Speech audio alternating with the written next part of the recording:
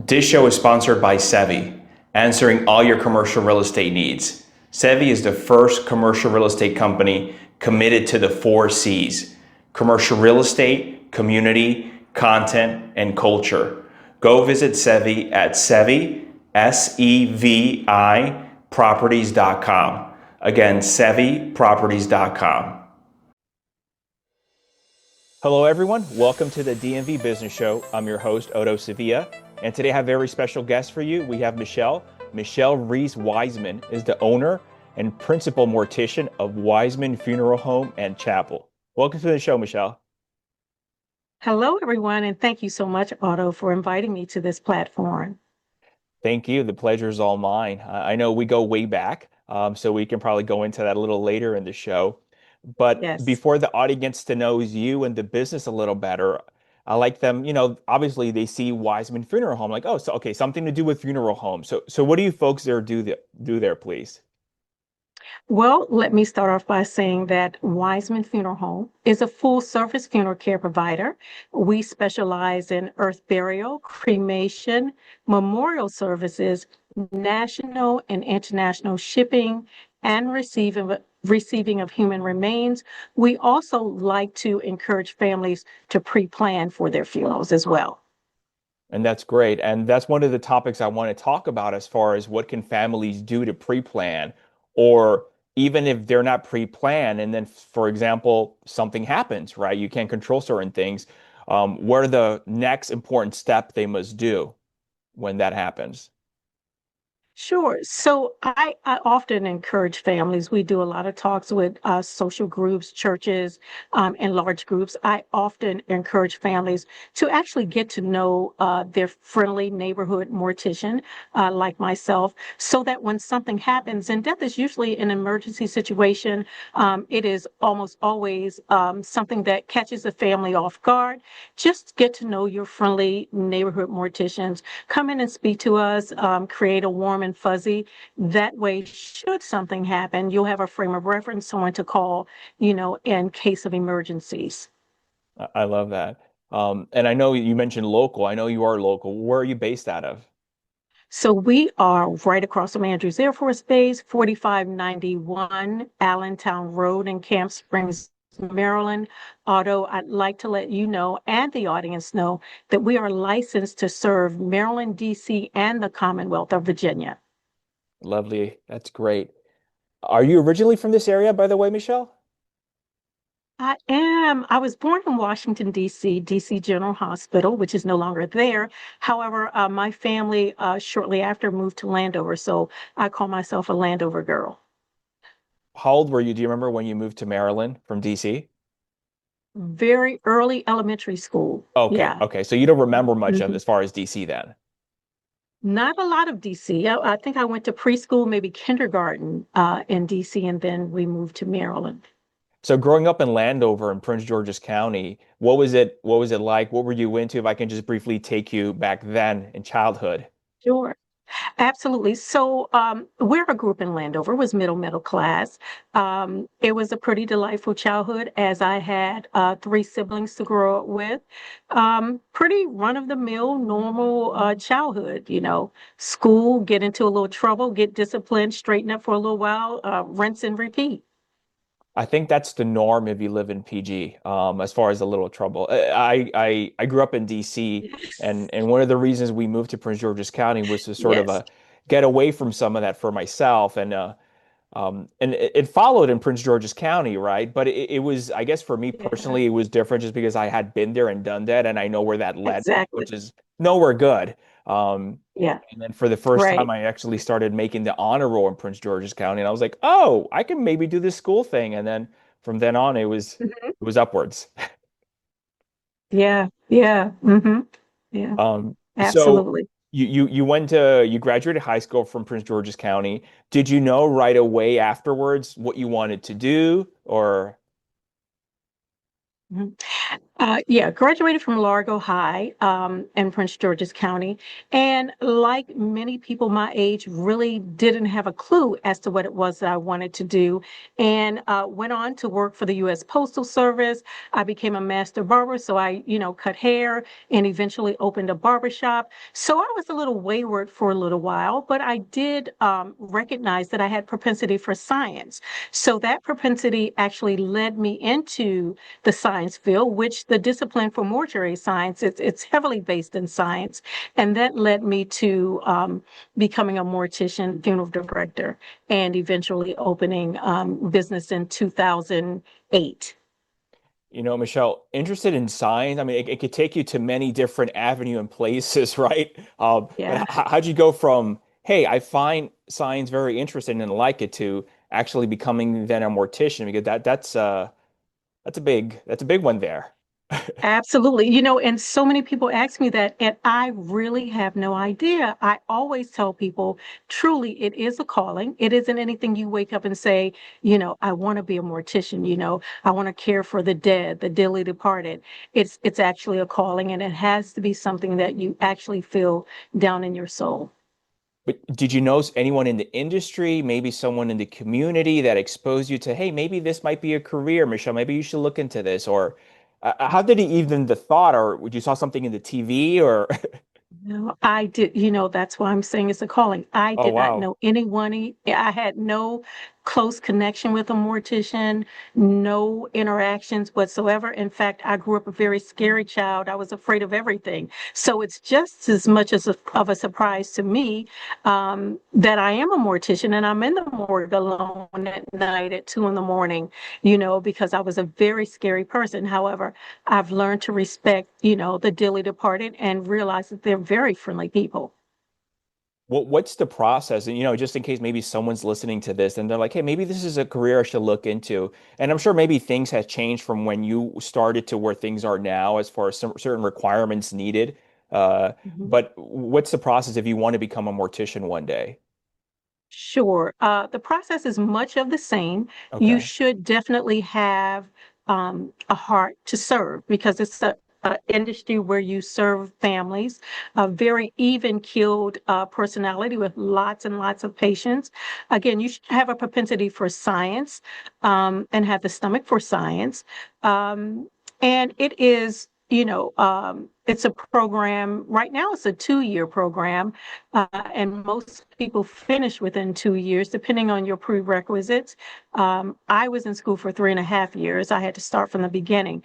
You will come out of mortuary school with associate's degree in applied science.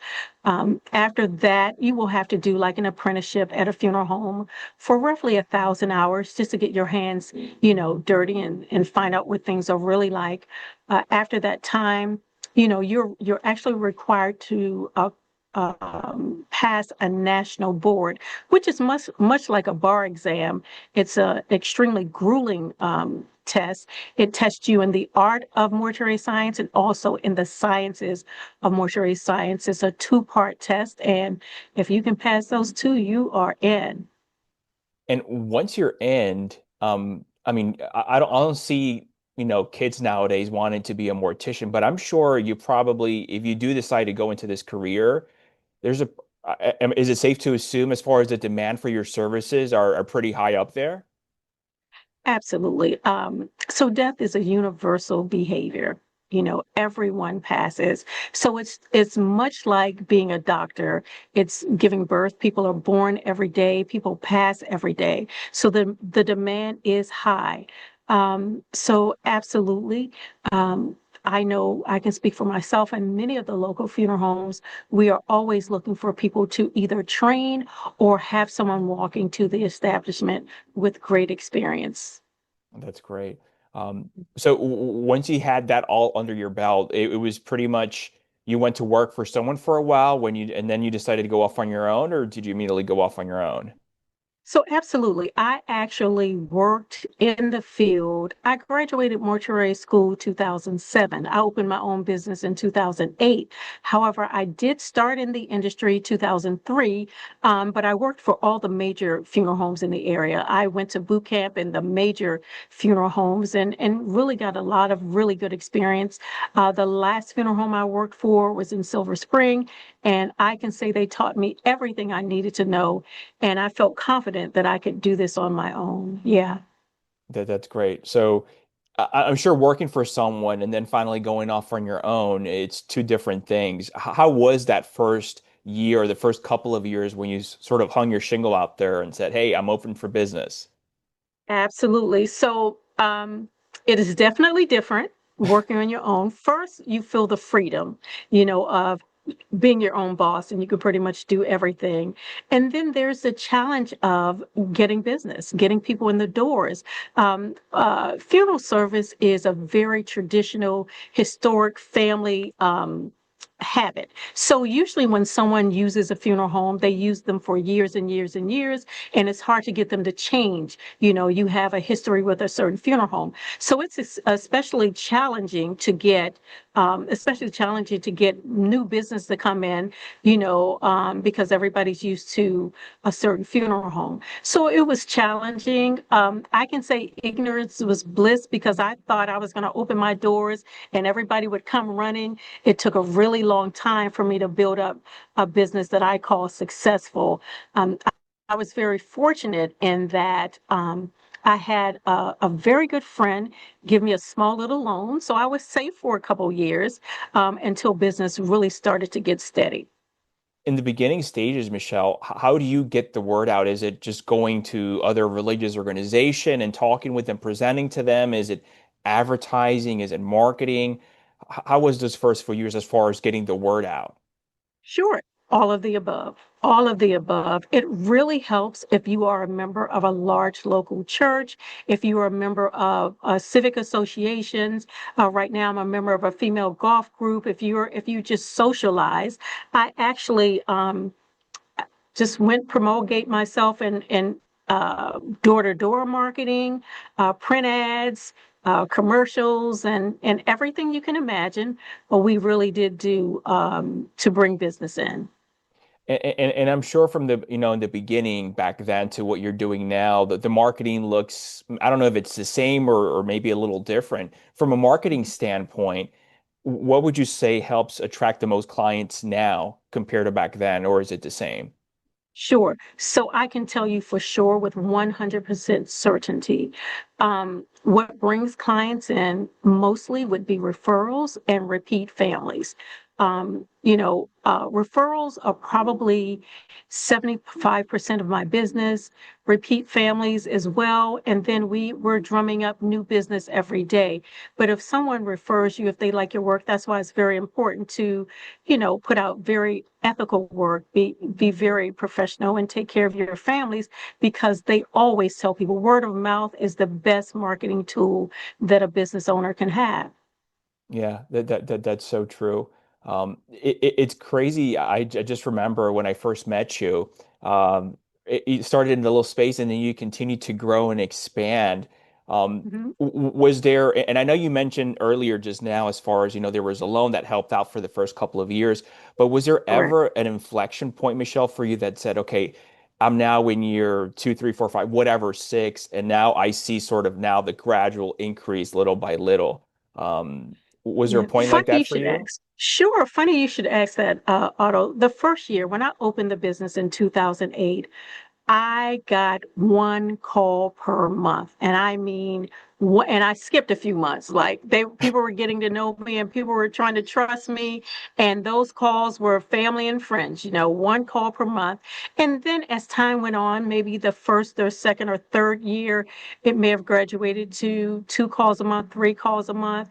And so it was a little arduous at first, trying to get business in. And so I feel very grateful and fortunate that business is a lot more steady now.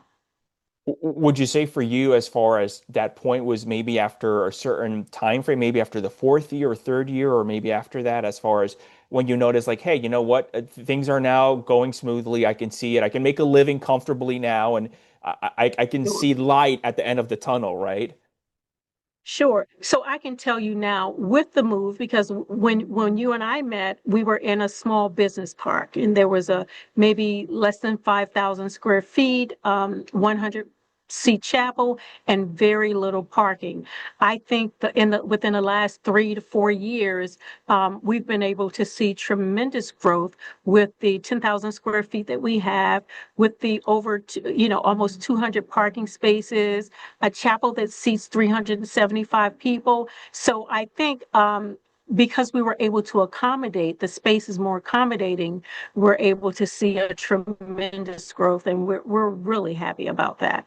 Well, that's amazing. So basically, gosh, what if you started 2008, right? So you're talking about 10, 15 years, that's when you actually started to see some more fruits of the, right? Absolutely. Yes. Okay. Yes. So this is Absolutely. definitely a I long-term asked the game. It is definitely a long-term game. In the beginning, I asked one of my mentors, I said, well, I was getting frustrated. I was like, how long did it take for your phone to ring? And she said, honey, it's going to take about 10 years for you to build up, enough business so that your phone continually rings. And I was discouraged, but she was absolutely right. It was well worth the wait, though. What would you say you're most proud of this far in your career? I am most proud of the fact that I can serve families with utmost respect, that I can serve families and create a memory picture that is very pleasurable and memorable, and something that they can reflect back on, and just get a warm feeling in their heart, knowing that when they saw their loved one, it was a peaceful memory, and that they can feel good about, how they served their family, how they celebrated their life.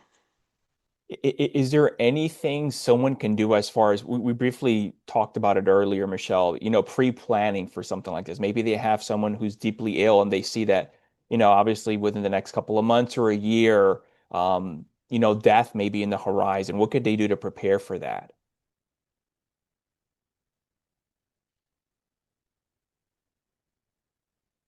Sure. So, it happens all the time. People are in hospice care all the time. And I encourage families because death is an overwhelming emotion. It can create overwhelming emotions. It is a very good idea, most especially when you know that death is imminent, to come in and take care of all of the business ahead of time, because once death happens, you're going to be so depleted, so emotionally distraught. It's going to be 10 times as hard to sit down and talk to me about pricing, demographics, and just filling out all the paperwork. So it's always a good idea, if you're healthy or if death is imminent, to do the pre-planning with a local trusted funeral home. Are there any certain questions they should maybe be asking your local funeral home, or what to look out for, or as far as maybe red flags or anything of that nature? In terms of funeral home, so the first, if you wanted to call it red flag, it has a lot to do with your intuition and what you feel when you first meet your funeral professional. And that's a telltale sign. The feeling that you get, the warm and fuzzy, your intuition, your ability to glean professionalism within that person, how they present themselves, how they make you feel, how welcoming they are. That will tell you a lot about the type of service and business that you can expect from that establishment. I'm sure at these moments when people are grieving, and you mentioned as far as price and everything, and some of them may not have been prepared financially to overtake something like this. Are there options for families like that as far as if they want to go, a certain plan or package, and maybe they don't have all the proper funds for it?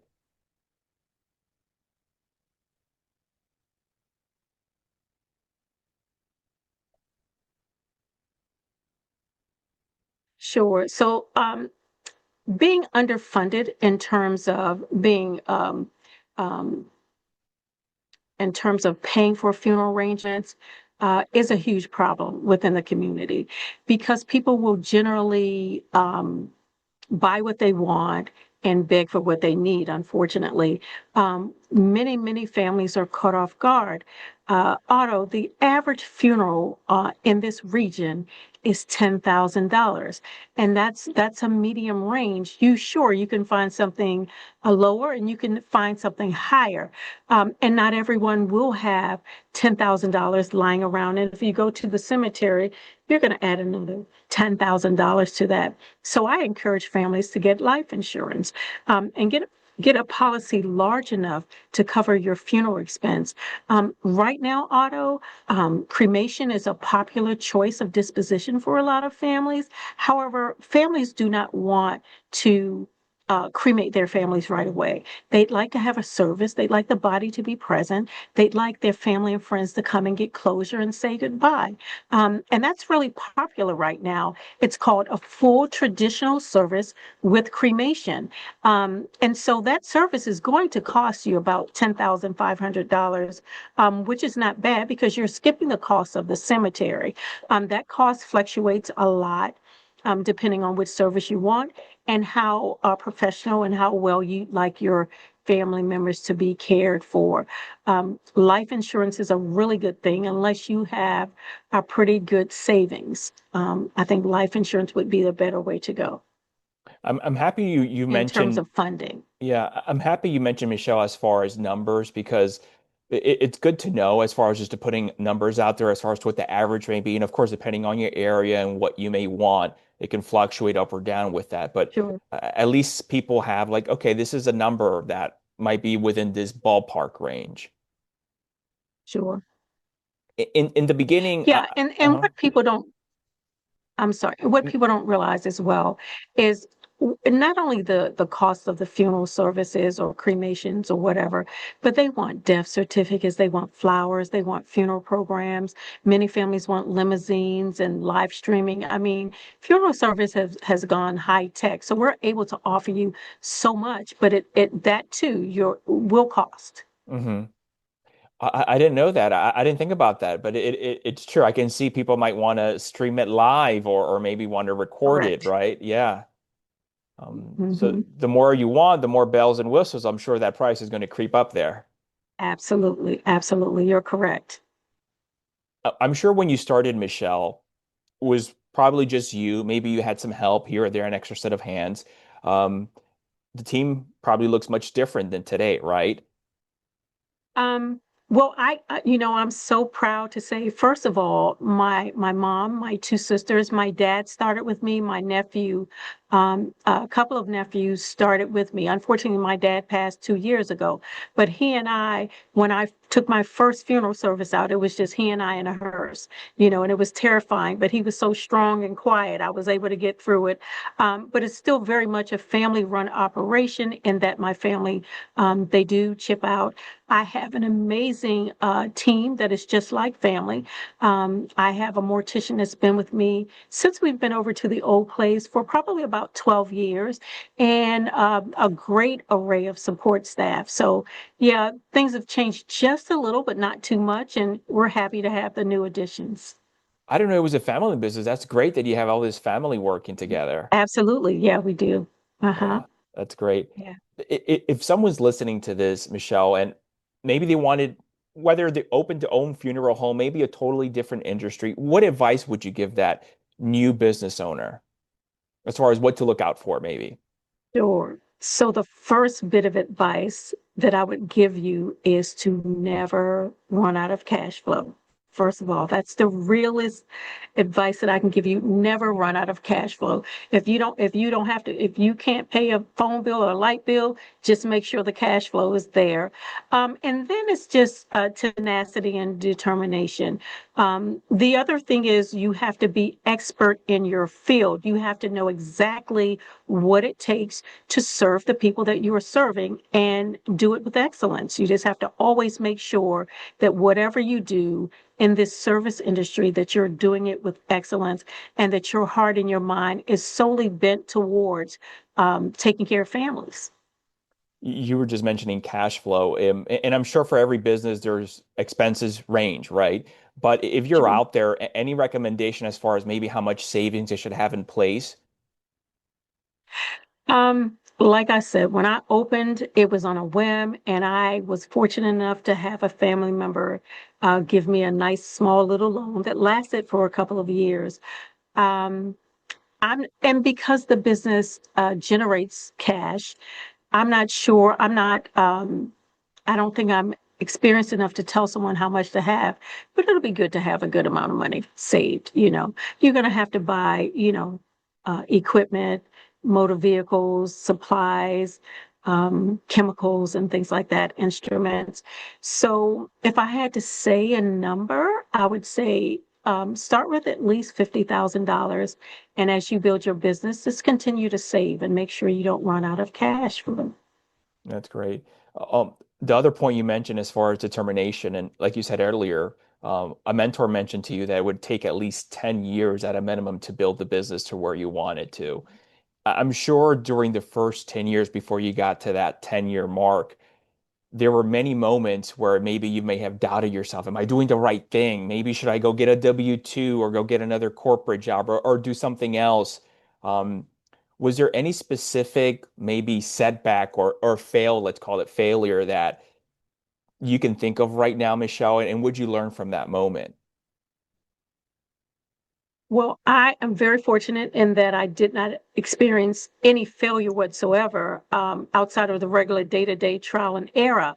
However, during the first years, I can tell you that in terms of continuing cash flow, I'm a master barber. So when the phone wasn't ringing that often, I was in a barbershop still cutting hair, for most of the time. And I was in a barbershop until I got to a point where I couldn't stay at a barbershop all day because business was coming. So I had a little bit of a backup plan to keep me busy until business got to the point where I could no longer do two things. I had to concentrate solely on serving families. That's great. You were doing that for the first few years? Absolutely. Probably for the first 5 years. Okay. Yeah. That's fantastic. You mentioned that. I didn't know, but this is a prime example, a great example as far as Mhm. you have your business, but maybe it's the cash flow is not coming in like you wanted to. Correct. Therefore, maybe you have to get a Mhm. part-time job or a full-time job elsewhere or a Absolutely. little side hustle somewhere that Hmm. actually brings in more stable income while you grow the actual business, right? Absolutely. I would say that you must first believe in yourself and your ability to carry whatever it is that you've decided to open. Believe in yourself, believe in your ability, and then do everything you can to sustain that dream, that thought process. And if you're determined to do it, it'll be fine. You'll grow the business. It'll be healthy. Yeah. That's great. Are there any particular habits or traits you feel that you have, Michelle, that have helped you, whether in business or maybe just personally at home on the personal side of things? Mhm. I would say tenacity. I think it's tenacity and the ability to always see things on the bright side, and just wake up every day with a fresh start, with a new look, on life, and just keep going. Yeah. And that's I agree with you 100%. As humans, sometimes we do maybe have tough days where maybe we don't feel all bright and shiny, and maybe there's a big cloud hanging over us and it's rainy. On those days, do you do something? Do you talk to someone? Do you listen or watch something to sort of change your mood or your perspective when you do have those gloomy Absolutely. days? Mhm. So I'm very much into the Stoics and listening to the advice of the Stoics,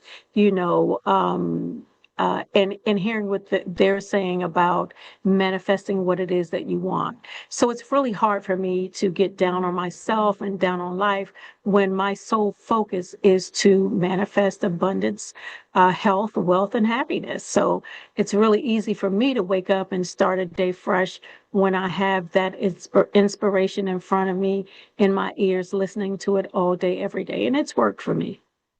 Yeah, I agree. It's not always easy with the business. It just reminds me. how towards the end of last year, 24, um, as you know, I started my own company last year, but I was like, Yeah, okay, 2025, it's looking good just because there were a lot of things in the pipeline. And I'm like, okay. And then all of a sudden, 2025 comes and there's some changes at administration and things you cannot control because there's many things in business, as you know, that are out of your hands. right. And a couple of big deals I was working all of a sudden just died for different reasons. And I was like, oh my gosh. And I was like, okay, no, you've been in this business for a while. You know how it is. You just got to stay the course. And again, like you said, if you just stay the course, things start changing. Mhm. You keep walking and things will change. You keep doing the work. Absolutely. Absolutely, absolutely. And you're an expert in your field, and so you're able to roll with the punches, the highs and the lows. So that's what it takes. Yeah, I agree with you 100%. What would you say Mhm. is your biggest challenge with your role today at Wiseman Funeral Home and Chapel? Oh, wow. So I think my biggest challenge is finding licensed morticians, experienced morticians. I am a funeral establishment that trains morticians. So students out of the university and a mortuary college, they come here to train to be embalmers, to be funeral directors, to learn the craft. And that's well and fine because they do lend a hand to a certain point. My largest challenge is finding an experienced embalmer, dress casket, or cosmetologist, mortician to come in and just come right in, seamlessly without really needing a lot of guidance. So I would say, just um, employees, just finding qualified employees. So it sounds like the problem is not much because you said you work with students, right? So that pipeline Mhm. is there as far as I guess Yes, newbies per se, right? correct, Beginners. correct. But the problem is more of the experienced team member, which is The seasoned, yes. okay, okay. Hmm, hmm. And Yes. I guess for the seasoned veterans, they typically don't like to move or jump ships from one funeral home to another. They like to stay put. For the most part, I think that's correct. For the most part, they do. They get comfortable where they are, which is fine because I've had a young lady I've had for the last 13 years. So I respect that. I think the issue is there are not a lot of people that can get through mortuary college, get through the training, and then subsequently pass the national boards. And I think that is where the issue lies, that we're turning out less and less morticians, like, nurses. There's a shortage in nurses. So this field, like that field, is just a shortage at this time. Is there anything you think maybe the industry can do differently, or maybe if you had a magic wand, what would you change to sort of change some of those things? Well, Otto, it's funny that you should ask if the industry could change anything because the industry has changed. In many of the jurisdictions, you had to be a full-fledged mortician, which is interchangeable with funeral director.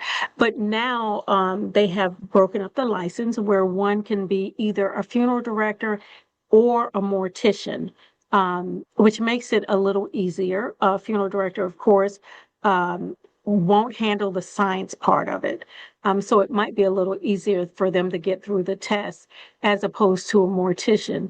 The mortician is probably in the highest demand. So, yeah, they've tried to, streamline some of the requirements to make it easier for people to pass, but it makes it easier for the side that's, you know, pretty lucrative. Like people can come in and walk right in and start to make funeral arrangements. But when it comes right down to the sciences, caring for people, caring for preparing human remains, that's where the shortage lies, the real shortage lies. So it sounds like it's this mortician exam. It's not difficult. It's not easy. It's pretty difficult to pass, and I'm sure probably people Correct, correct. have to try multiple times to try to pass this exam, right? Absolutely. It's the grueling part of it. I compare it to a bar exam. You go Hmm. through school to be a lawyer, you pass all the tests, you graduate school, but then you have to pass that national bar exam, and it's equivalent to that, Now, just on the science part. I agree. As a lawyer or maybe, a medical or a doctor, you're like, okay, if I do this, I can see maybe year one, I might be making this. And then long term, 10, 15, 20 years down the road, this is what I can be making. What's the potential of a mortician? I'm going to say it mostly depends on the experience. When you're new and you're coming out of mortuary school, I'm thinking you're looking at something close to $50,000 for the first year. However, that can escalate as high as over $100,000 a year, depending on your experience and your time served in a particular establishment. Yeah. So it's definitely well worth their time to hunker down and pass this test to get into the industry. It's just finding people to actually want to do it. Absolutely. Absolutely. What do you know now that you wish you would have known at the start of your business career?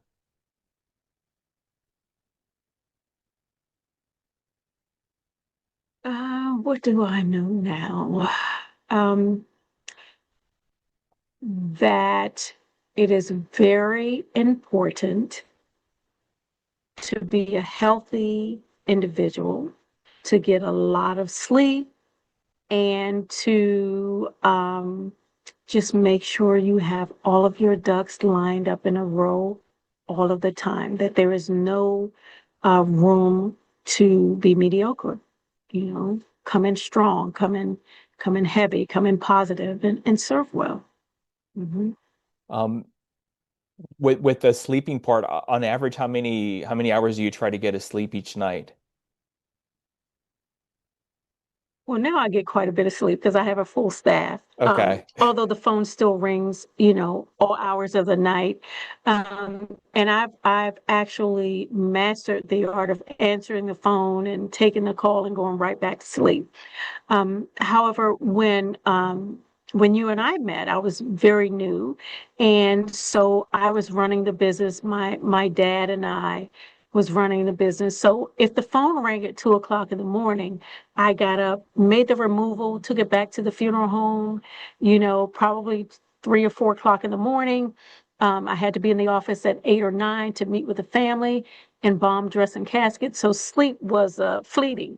You know. Wow. That's crazy. But even now, Michelle, you said Mhm. sometimes you answer the phone in the middle of the night. Are there, I'm sure with this is a very, you're dealing with someone's family member here, but is there answering service that can help out with this instead of you in the middle of the night picking up the phone or? So there is. There is an answering service that we use to take the initial call Hmm. to kind of sort out what's going on, to take all of the information in terms of location, names, and next of kin. So there is a service that I use, but they actually often always have to patch the call over to me. I like to speak with families, especially if they're in a crisis in the middle of the night or at any time. Oh, so you want to get that call in the middle of the night then? Mhm. Absolutely. I'd like have a little buffer to know what's going on. But I'd really like to talk to all of my families and, put them at ease and let them know we'll go right into service for them when they need us to. That's great. Michelle, when you hear the word success, what do you think of? What does it mean to you? To me personally, success is when I can service my community with dignity and respect, with professionalism. That's respect. That's success to me. It doesn't help. It doesn't hurt that you can be financially successful at all as well. But success has a lot to do with how you serve. Success has a lot to do with your reputation and how you make people feel. I love that. And I mean, we're definitely in a for-profit industry. This is not a nonprofit, so we need to be properly compensated, right? Because if not, Absolutely. we can't keep the lights on and we can't serve you Absolutely. properly. Absolutely, absolutely. Otto, many times I do a lot of talks, probably two a month or something like that. And many times people will ask, well, why does it cost so much? Why do funerals cost so much? And what people don't know is that although I'm independently owned and operated, that we're heavily regulated by OSHA and the FTC, and that hazard waste and things like that, the environment has to be maintained, that our industry has a high incident of cancer. All the chemicals we use are carcinogenic, so your embalmers run the risk of catching, some type of disease related to a hazard related to their job. It's not what people see. What people see is a beautiful person laying in the casket after everything has been prepared, and it looks really, really easy. But behind the scenes, there are definite dangers that we have to protect ourselves against. And so we're mostly compensated for regulating and then trying to keep ourselves healthy. Yeah, and I'm thinking also probably your insurance costs must be crazy. Absolutely, because of course, because this is a litigious society, so you always have to be well when it comes to legal issues. And thank God I've never had to deal with anything of that nature, but it can be pretty costly as well. You mentioned earlier as far as a mentor and some advice that that person gave you. Have you had any big mentors throughout your career, Michelle? And if so, what you learned from them? Absolutely. So unfortunately, my mentor that stayed with me up until the last 3 years, he passed, but he always stressed service, not only to the family, but the community in general. So I do serve families, but we do go out into the community and make ourselves known and make ourselves available when there's a need as well. So he let me know that it was good to be um, a healthy community servant. That's great. Coming to an end here soon, what does the next couple of years look like for you? What are you most excited about? Oh my gosh, Otto. I'm excited about retirement, actually. I've been in this for a while. Um, yeah, I'm just looking forward to serving families more, making sure that families are cared for well in this industry. Um, yeah, just take care of the business that I have and making sure everybody is pleased. Michelle, but you're still so young. What are you going to do with all this free time if you retire? I will play golf for the rest of my life. I will play golf all day, every day. But something I have not been afforded to do is to travel extensively and stay away for a long time. So that may be, in the plans in the next 3, 5 years or so. I still have a little while yet. Okay. So you're really big into golf. You really love it. So I do. I do. I like to golf. Still learning the game, but still love it nonetheless. When that time does come for retirement, do you still see yourself here in this area or maybe relocating elsewhere? I am, so that's a toss up. It depends on my husband. I am definitely looking forward to probably going into a lazy city or town, somewhere south. Um, so it's kind of a toss up right now. Okay. Yeah. You just mentioned your husband, and I know business has a lot of family members. Is he at all involved in the business as well? So right now, my husband is the media mogul. He posts the ads on Facebook for us all the time. He's definitely here to support and to make sure the building doesn't fall down around us. So yeah, he's involved. Oh, that's great. Mhm. That's great. I know you said you're big into golf, but when you're not busy working and you do have a little bit of that free time, what do you like to do for fun? I really love the beach. I really love shopping, and golfing, and just walking, just physical fitness, just taking care of, yeah, and family, of course. Sure, Yeah. sure, of course. For fitness, your favorite part is it to walk, or did you have a routine you try to do every day or every so often? I wish I could tell you that I did it every day, but it boils down to about 2 or 3 times a week, Okay, walking. I used to lift weights a lot. I haven't had the opportunity to do a lot of that. Of course, Pilates from time to time. Golfing is a very great sport. It keeps you fit and it's a good exercise, great exercise.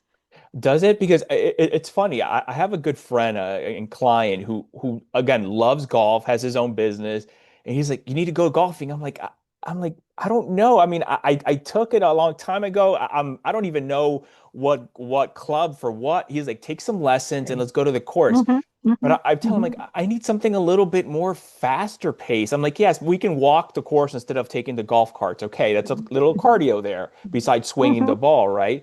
I'm like, Yeah. let's go do pickleball. I'm like, I like that. It's a little bit more Right. faster pace, a little bit more cardio. He's like, pickleball, come on. I'm like, I don't know. To each their own, right? But he's trying to get me into golf, and I'm telling him, hey, let's do pickleball instead. So golf it is great exercise. You hit that ball, you have to find that ball, no matter where it goes. So it doesn't entail quite a bit of. You can get your 10,000 steps in an hour. So Oh, really? you're in good Wow. shape there.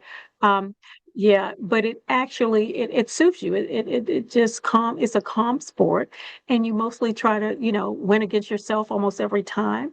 It's something that you can concentrate on. That keeps you concentrated on it, which takes your mind off of a lot of other things. And then there are deals, business deals that are made on the golf course. So, it can be Yes. twofold. You know what? I didn't think about that as far as I guess, sort of the meditation aspect of things, as far as keeping your mind off of work or business or whatever is you may have in your head and just focus on Absolutely. swinging that ball into the hole or putting it in there, right? Um, I didn't think about it from that point of view. Absolutely. I may have to start taking some lessons. Hmm. Yeah. Michelle, is there Hmm. anything that I should Hmm. have asked Yeah. you? Is there Just any, get the swinging and yeah. yeah. Is there anything I should have asked you that maybe I didn't or I missed out on?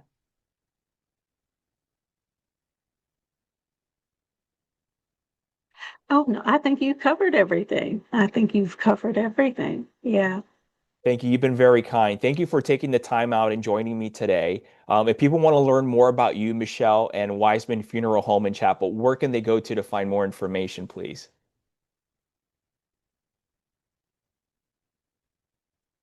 You can go to www.wisemanfuneralhome.net. Wiseman Funeral Home we have a Facebook page. You could always call in to talk to me if you have any further questions or need some advice. Give us a call on 301-899-2005. I am your friendly neighborhood mortician. I'm eager to serve you and so willing to talk to you at any time. And Michelle is the best. Thank you so much again for joining me today, Michelle. Thank you. It's been a pleasure talking to you. Thank you once again, Otto, for inviting me here. Take care.